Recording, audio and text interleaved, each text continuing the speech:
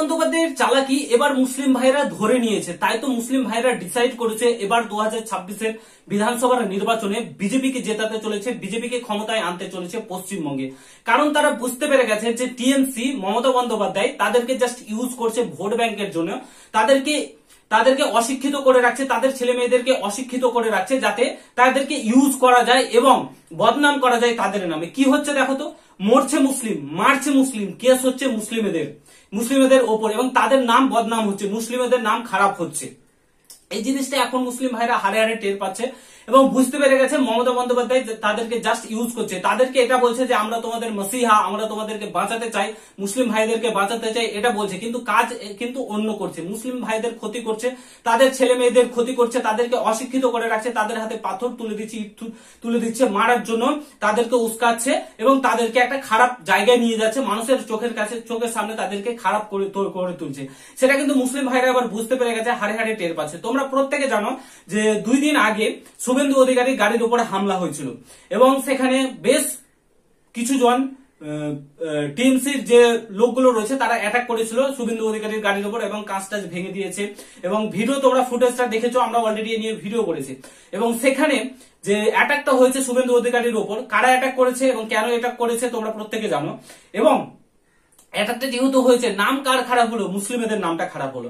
আশা করি এই ব্যক্তিটাকে তোমরা দেখে থাকবে এবং ইনি শুভেন্দু অধিকারীর গাড়ির কাঁচ ভাঙতে গেছিলেন এবং গাড়িতে অ্যাটাক করেছিলেন। এই লোকটা আমি নাম ঠিক জানি না, তবে ইনি মুসলিম ভাই, তো ইনি অ্যাটাক করেছিলেন এবং এনার থ্রুতে কি বলা হচ্ছে যে মুসলিমেরা নাকি টিএমসির মুসলিমেরা নাকি শুভেন্দু অধিকারীর উপর অ্যাটাক করতে গেছিল, ঠিক আছে। এবং এনার ওপর এফআইআর করা হয়েছে। এই যে ব্যক্তিটা তোমরা দেখতে পাচ্ছ, এনার ওপর এফআইআর করা হয়েছে।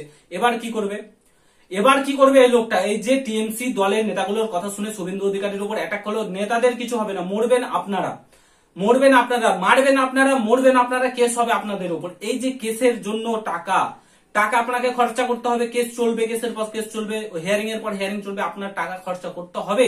এটা করবে কে? টিএমসি করবে। আপনাকে কোনো ইস্যু দেখবো না টিএমসি। না জেনে না শুনে আপনারা অ্যাটাক করতে গেছেন শুভেন্দু অধিকারীর উপর, না শুভেন্দু অধিকারী আপনাদের কোনো ক্ষতি করেছে না কোনো কিছু করেছে। আপনারা কেন টিএমসি, শুধুমাত্র শুভেন্দু অধিকারী বলে না, যে কোনো নেতা কিংবা কারোর কাছে কেন আপনারা এসব কাজ করতে যাবেন, নেতাদের কথা শুনে অ্যাটাক করতে যাবেন? আজকে আপনার উপর কেস হলো, এর জন্য গোটা মুসলিম সমাজের উপর দাগ লাগানো হচ্ছে এবং বলা হচ্ছে মুসলিম রোহিঙ্গারা নাকি এর উপর অ্যাটাক করেছে। অবশ্যই সেখানে বাংলাদেশি রোহিঙ্গা মুসলিমরাও ছিল, তার জন্য না, তো অ্যাটাক করেছে, তো এনার উপর দোষ চেপেছে এবং মুসলিম ভাইদের উপর দাগ চেপেছে। তার জন্য মুসলিম ভাইরা এবার বুঝতে পেরে গেছে এবং হারে হারে টের পাচ্ছে কাকে ভোট দিয়েছে, কাকে জিতিয়েছে। 2026-এ বিধানসভার নির্বাচনে মমতা বন্দ্যোপাধ্যায়ের হার এক প্রকার নিশ্চিত বলে মনে করা হচ্ছে এবং আমরা দেখতে পাচ্ছি, স্পষ্টই দেখতে পাচ্ছি 2026-এ মমতা বন্দ্যোপাধ্যায় আর কোনো মতেই জিতবে না এবং মুসলিম ভাইরাও ডিসাইড করেছে এবার তাকে ভোট দেওয়া যাবে না। কারণ যে বর্তমানে পশ্চিমবঙ্গের অবস্থা করে রেখেছে, রাস্তাঘাট থেকে শুরু করে শিক্ষা ব্যবস্থা থেকে শুরু করে তোমার কি বলবো, মানে সবকিছুতে দুর্নীতি থেকে শুরু করে শিল্প থেকে শুরু সবকিছুতে দুর্নীতিতে ভরে গেছে এবং মানুষের চাকরি নেই, কিছু নেই, রাস্তাঘাটের অবস্থা খারাপ, বেহাল অবস্থা। তার উপর মুসলিমদেরকে লেলিয়ে দেওয়া হচ্ছে, মুসলিমদেরকে বলা হচ্ছে এই করো ওই করো, তারপরে আর কোনো পাত্তা নেই টিএমসি দলের, ঠিক আছে। তারপরে আর কারো পাত্তা নেই, তাদেরকে কোনো খোঁজ খবর নেই, তারা কি করছে না করছে, না তাদেরকে কিছু করছে, না তাদের উন্নতি করছে। যে শিক্ষা ব্যবস্থা নিয়ে মুসলিম ভাইদের উন্নতি করবে সেই ব্যবস্থাটাও কিন্তু টিএমসি আর করছে না, তাদেরকে বরঞ্চ আজ আরো অশিক্ষিত করে রাখছে, তাদের ছেলে মেয়েদেরকে অশিক্ষিত করে রেখে পাথর তুলে দিচ্ছে, অ্যাটাক করো, আমরা তোমাদের মসিহা, আমরা তোমাদেরকে বাঁচাবো। এই হচ্ছে ব্যাপার টিএমসির বর্তমান পরিস্থিতি। তো এটা আর বেশি দিন চলবে না। 2026-এর বিধানসভার নির্বাচনে 160+ সিট পেয়ে যদি মুসলিমরা সাপোর্ট করে, মুসলিম ভাইরা সাপোর্ট করে, তাহলে 200+ তো সিট পাবে।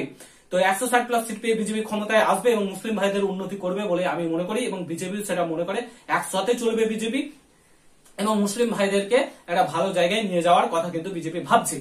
তো এসব কাজ কেউ করতে যেও না, কোনো মুসলিম ভাইরাই করতে যেও না, যে কোনো নেতার কথা শুনে কোনো নেতাকে অ্যাটাক করতে যেও না। ক্ষতি তোমারই হবে, প্রবলেম তোমারই ফেস করতে হবে, সমস্যা তোমারই হবে।